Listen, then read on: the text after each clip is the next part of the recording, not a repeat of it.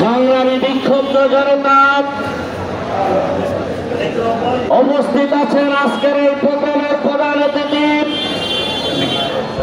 বাংলাদেশ জামায়াত ইসলামী লক্ষ্মীপুর জেলার সংগ্রামী আমির কেন্দ্রীয় মজলিসের সুরার অন্যতম সদস্য জনাব মাস্টার রুহুল আমিন ভূঁইয়া, নায়েব আমির বৃন্দ, অ্যাসিস্ট্যান্ট সেক্রেটারি বৃন্দ, অন্যান্য নেতৃবৃন্দ, সাংবাদিক বৃন্দ, সুধীবৃন্দ, আসসালামু আলাইকুম। আমরা আন্দোলনে আছি।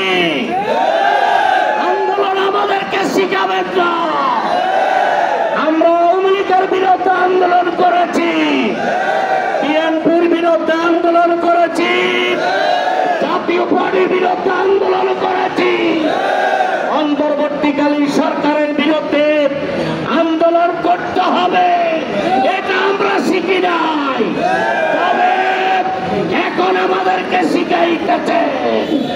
আমরা ওই কথা স্মরণ করে দিতে চাই, এই সরকার একমাত্র জামাতের সহযোগিতার মাধ্যমে পতন হয়েছে।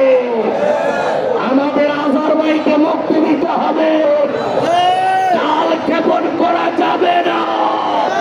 তাহলে অন্তর্বর্তীকালীন সরকারের বিরুদ্ধে আমাদের লড়াই চলবে। আমরা সরকারকে হুঁশিয়ার করে দিতে চাই, আপনারা কুকুর দেখেছেন, কুকুরের পাত দেখেন না।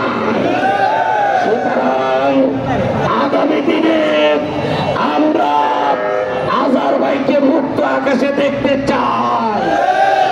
আগামী 24 ঘন্টার বিরুদ্ধে 24 ঘন্টার মধ্যে আমাদের নেতাকে মুক্তি দিতে হবে, আমাদের নিবন্ধন ফিরিয়ে দিতে হবে। রাজপথ ছাড়ব না। সকলকে ধন্যবাদ।